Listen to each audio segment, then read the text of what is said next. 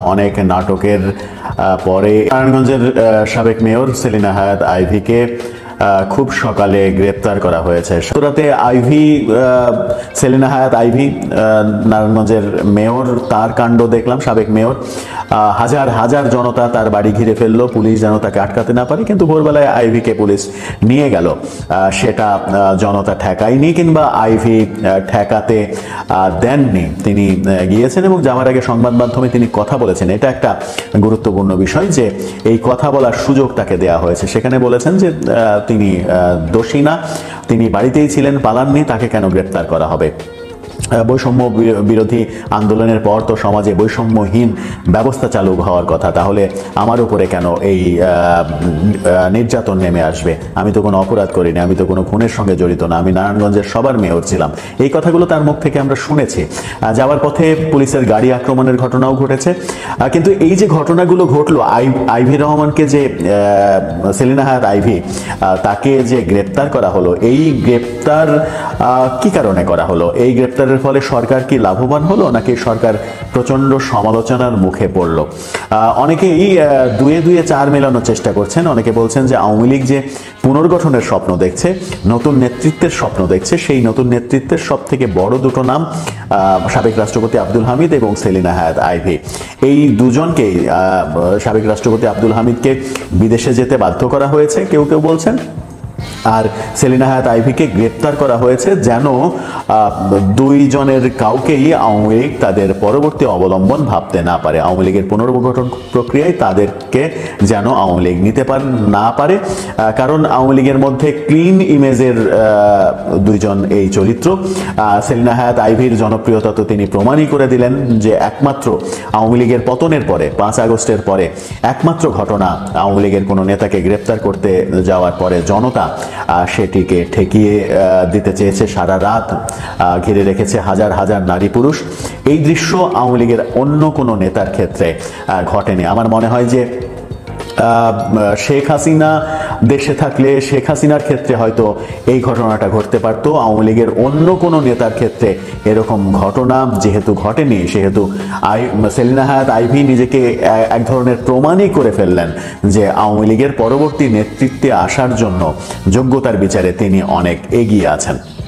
কিন্তু সরকার এই যে দুটো ঘটনা, এই দুটো ঘটনার সঙ্গে সরকারের সংশ্লিষ্টতা বলছেন অনেকে। আব্দুল হামিদের চলে যাওয়া বলছেন যে সরকারের ইশারাতেই তিনি চলে গেছেন, তাকে দেশ থেকে বাধ্য করা হতে পারে যেন তিনি আওয়ামী লীগের দায়িত্বভার নিতে না পারেন। সেলিনা হায়াৎ আইভীকে গ্রেপ্তার করে আটকে দেওয়া এবং আওয়ামী লীগ নিষিদ্ধের দাবিটা জোরদার করা এনসিপিকে দিয়ে, যেন সরকারের পক্ষে আওয়ামী লীগ নিষিদ্ধ করাটা সহজ হয়। গত বাংলাদেশ রাতে নারায়ণগঞ্জের জনপ্রিয় মেয়র এবং জনপ্রতিনিধি নির্বাচিত মেয়র সেলিনা হায়াৎ আইভীকে রাতে গ্রেফতার করে নিয়ে যাওয়া হয়। আর জনপ্রিয় আইভী রহমানকে গত রাতে গ্রেফতার করেছে। ডক্টর ইউনূস আসলে এতে কি কভার আপ করতে চাচ্ছে, এই কারণটা কি?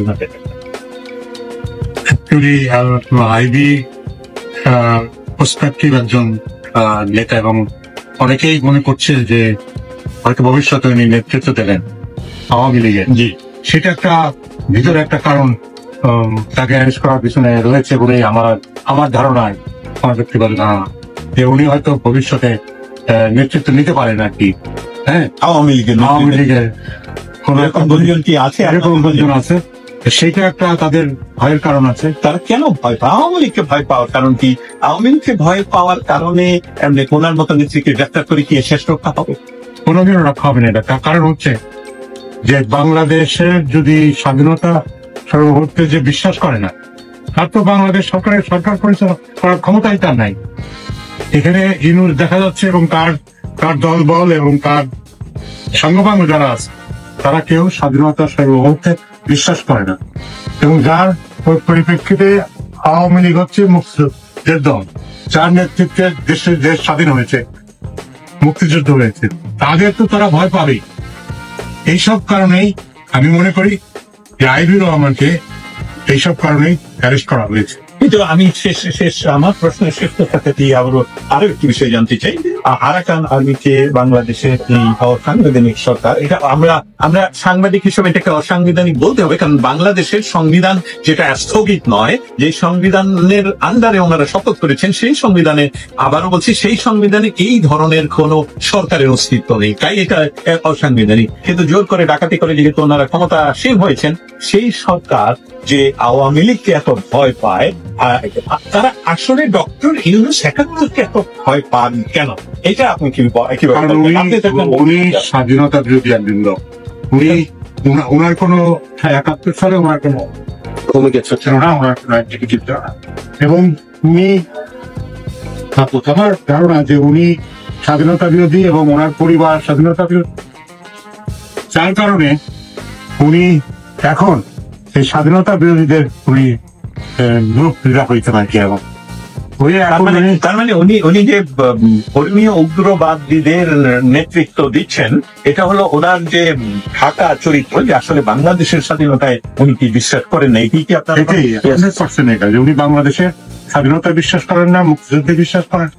যার কারণে আমি মনে করি যে উনি চেষ্টা করছেন যে স্বাধীনতা বিরোধীদের নিয়ে উনি ক্ষমতায় দীর্ঘস্থায়ী থাকার একটা পরিবর্তন করার জন্য আওয়ামী লীগকে ব্যান করা, আওয়ামী লীগের প্রোগ্রেসিভ লিডার যারা আছে তাদেরকে অ্যারেস্ট করা, মুক্তিযোদ্ধাদের অপমান করা, তাদেরকে জুতার মালা পরানো, নানান রকম। আপনি নিজেও একজন মুক্তিযোদ্ধা। আমরা তো দেখতে পাচ্ছি যে আজকে যারা মুক্তিযুদ্ধে বিশ্বাস করে না, তারা বাংলাদেশের ক্ষমতা কিভাবে থাকে। এনসিপি আওয়ামী লীগ নিষিদ্ধের ব্যাপারে হঠাৎ করেই তড়িঘড়ি করে যমুনার সামনে অবস্থানের ঘোষণা দিয়ে গত সারা রাত যমুনার সামনে অবস্থান করেছে, আজকেও অবস্থান করছে, এবং আজকে তারা মঞ্চ বানিয়েছে। 5টা মিনি ট্রাক এক জায়গায় করে তারা মঞ্চ বানিয়েছে, সেই দৃশ্য আমরা দেখেছি। সেই মঞ্চে দুপুরে আমরা আজানও শুনেছি, আজান দিয়েছে মঞ্চের মাইকে দাঁড়িয়ে একজন, জুম্মার নামাজের আজান 12:15টার দিকে। সেই দৃশ্য যখন দেখলাম তখন সেখানে নামাজ পড়ার ঘটনাও ঘটেছে। এরকম দৃশ্যের পরে সেখান থেকে ঘোষণাও এসেছে জুম্মার নামাজের পরে বড় সমাবেশ করার, জমায়েত করার। এবং আমরা রাতেই জানতে পেরেছি যে তাদের এনসিপির এই যে সমাগম, সেই সমাগমে খুব একটা লোকজন না হওয়ায় শেষ পর্যন্ত শিবির তাদেরকে সাপোর্ট করেছে, এবং শিবিরের অনেক সদস্য সেখানে জমায়েত হয়েছে, যার ফলে জমায়েতটা বেশ ভালো, বড়ই মনে হয়েছে। এখন জুম্মার নামাজের পর থেকে পরবর্তী অবস্থা কোন দিকে যায়? তারা বলছে যে আওয়ামী লীগ নিষিদ্ধ না হওয়া পর্যন্ত যমুনার সামনে থেকে উঠবে না। কিন্তু মজার ব্যাপার হচ্ছে যমুনাতে প্রধান উপদেষ্টা থাকেন, একটা সেন্সিটিভ এরিয়া এবং রাষ্ট্রীয় প্রোটোকলের এরিয়া, সেখানে সাধারণ মানুষের সমাগম খুবই সীমিত হওয়ার কথা। সেই জায়গায় হাজারো লোকের সমাবেশ যদি নির্বিঘ্নে হতে দেয়া যায় এবং মঞ্চ নির্মাণ করতে দেয়া যায়, তাহলে এটা বলাই যায় যে এই কর্মকাণ্ডের সঙ্গে সরকারের সায় আছে, সরকারের সায় নিয়েই এই কাজ এনসিপি করছে। তাহলে সরকার আসলে চাইছে কি? সরকার চাইছে হয়তো বা আওয়ামী লীগ নিষিদ্ধের দাবিটা চাঙ্গা হোক, যেন তাদের আওয়ামী লীগ নিষিদ্ধ করাটা সহজ হয়। এরই মাঝে সরকারের একজন উপদেষ্টা তো বলেই দিয়েছেন যে যুবলীগ এবং স্বেচ্ছাসেবক লীগ নিষিদ্ধ করা হবে, সেই প্রক্রিয়া প্রায় সম্পন্ন। সেই ঘোষণাটা চলে আসলে, খুব দ্রুত চলে আসলে অবাক হওয়ার কিছু থাকবে না। আমরা যমুনার সামনে এনসিপিকে সারা রাত অবস্থানের পরে, ভোরের দিকে যদিও তেমন লোকজন ছিল না, আজকে যমুনার সামনে তারা মঞ্চ বানিয়েছে। সেই মঞ্চ স্থায়ী করবে তারা বলেছে যতক্ষণ পর্যন্ত আওয়ামী লীগকে নিষিদ্ধ করা না হবে। এবং সেই মঞ্চ থেকে আমরা দুপুর 12:15টার দিকে জুম্মার নামাজের আজান দিতেও দেখেছি। অর্থাৎ জুম্মার নামাজের আজান দিয়ে সেখানে নামাজ পড়ার কথা সেরকমটা শোনা গেছে। একটা খোলা ময়দানের রাস্তায় সেটাকে মসজিদ বানিয়ে নামাজ আদায় করা হবে, তাও জুম্মার নামাজ। সাধারণ যে কোনো ওয়াক্ত নামাজ যে কোনো জায়গায় পড়া গেলেও জুম্মার নামাজের ক্ষেত্রে কিছু বাধ্যবাধকতা আছে। এমনকি সব মসজিদেও জুম্মার নামাজ হয় না, এমনও আইনের কথা শোনা যায়। সেটা তারাই ভালো ব্যাখ্যা দিতে পারবেন যে রাজনৈতিক সমাবেশে বারবার ধর্মীয় ইস্যু তারা কেন টেনে আনছেন, তারা ধর্মভিত্তিক রাজনীতি করতে চাচ্ছেন কিনা। মুখে বলছেন তারা মধ্যপন্থী রাজনীতি করবেন, কিন্তু কাজে কর্মে মনে হচ্ছে তারা ডানপন্থী ধর্মভিত্তিক রাজনীতির দিকেই চলে যাচ্ছে। সাবেক রাষ্ট্রপতি আব্দুল হামিদ তিনি ব্যাংককে চলে গেলেন এবং তারপরে একজন যে বিমানের নিরাপত্তা কর্মকর্তা তাকে সেখান থেকে সরিয়ে দেয়া হলো। কিন্তু এই আলোচনা নিশ্চিতই ছিল যে আব্দুল হামিদ সরকারের পৃষ্ঠপোষকতাতেই দেশের বাইরে গিয়েছেন, কারণ তার মতো ফিগার দেশের বাইরে বিমানবন্দর দিয়ে চলে যাবেন সেটা তো হতে পারে না সরকারের সিগন্যাল ছাড়া। সরকারের উচ্চ মহলের কার সিগন্যালে, কোন সিগন্যালে তিনি গিয়েছেন সেটা হয়তো কোনোদিনই প্রকাশিত হবে না, কিন্তু মাঝখানে নিরাপত্তা কর্মকর্তার চাকরি নিয়ে টানাপোড়েন শুরু হয়েছে। আমেরিকার কার্গো বিমান বাংলাদেশে এসেছে, সেই ইস্যুটাকে ধামাচাপা দিতেই, মায়ানমারের করিডোর ইস্যুটাকে ধামাচাপা দিতেই এই ব্যাপারগুলো সামনে আনা হয়েছে, যেটাকে অনেকে আবার নাটকও বলছেন। আর একটা ব্যাপার, আর দুটো ব্যাপার সামনে আসছে, সেটা হচ্ছে যে সাম্প্রতিক সময়ে ইউরোপীয় ইউনিয়নের রাষ্ট্রদূত তিনি ঘোষণা দিয়েছেন যে সরকার কবে নাগাদ নির্বাচন দেবে সেটা নিয়ে তাড়াহুড়া নেই, তাদের সংস্কার কার্যক্রম যেন হয় সেটা নিয়েই আমরা কনসার্ন, অর্থাৎ তাদের সংস্কারের জন্য যত সময় প্রয়োজন সেই সময় আমরা দিতে চাই। তাতে করে সরকার অনেক বেশি শক্তি পেয়েছে। অন্যদিকে যুক্তরাষ্ট্রের সঙ্গে সম্পর্ক ঝালাই করতে সক্ষম হয়েছে সরকার। মায়ানমারে করিডোর ইস্যুতে রাজি হয়ে এমন আলোচনাও রয়েছে।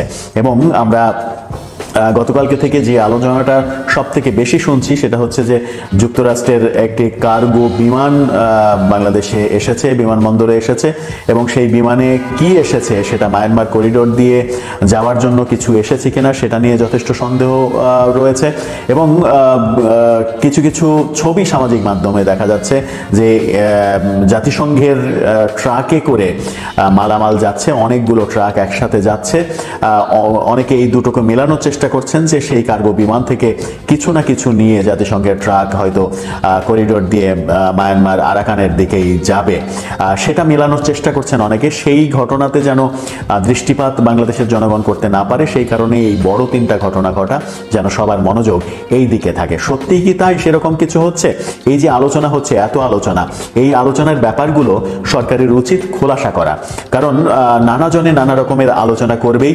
সরকার যদি খোলাসা করে তাহলে সেই আলোচনায় ভাটা পড়বে, আর যদি সরকার খোলাসা না করে তাহলে আলোচনার নানা রকমের শাখা প্রশাখা আরো বিস্তার লাভ করবে। কিন্তু আমার মনে হয় যে যে ঘটনাগুলো ঘটেছে, কিংবা অনেকে বলছেন যে ঘটানো হলো, যেমন সেলিনা হায়াৎ আইভিকে ক্লিন ইমেজ থাকা সত্ত্বেও তার ব্যাপারে তার বিরুদ্ধে মামলা হয়েছে ঠিকই, কিন্তু মামলাগুলো তদন্ত করে দোষী প্রমাণ না হওয়া পর্যন্ত আমার মনে হয় যে অপেক্ষা করা উচিত ছিল, তাতে সরকারের নিরপেক্ষতা নিয়ে প্রশ্ন উঠতো না। Number one. Number two, Abdul হামিদের ব্যাপারটা, সাবেক রাষ্ট্রপতি আব্দুল হামিদ, তার ব্যাপারটা কি হয়েছে এটা সরকারের উচিত ক্লিয়ার করে দেয়া, যেন জনগণ ধোঁয়াশার মধ্যে না থাকে। সরকার সম্পর্কে যে সমালোচনা হচ্ছে সেই সমালোচনা যেন আর না হয়।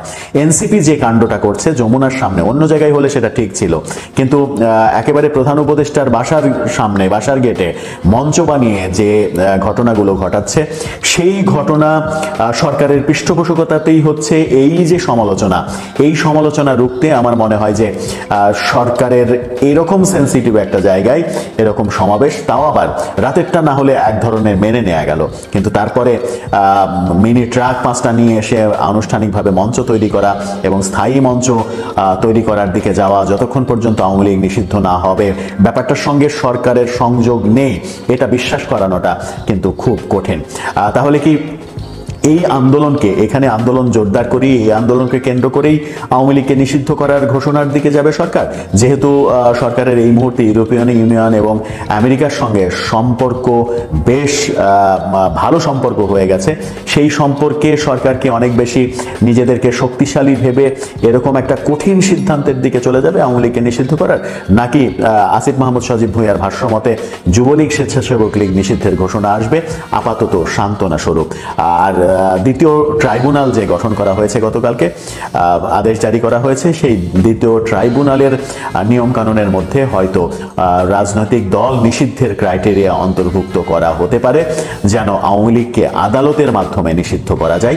সেটাই সরকারের সব থেকে সেফ ওয়ে হবে। সরকার নির্বাহী আদেশে যদি আওয়ামী লীগকে নিষিদ্ধ করতে চায় তাহলে সেটা সরকারের জন্য বেশ ভালো রকমের ঝামেলার সৃষ্টি হতে পারে।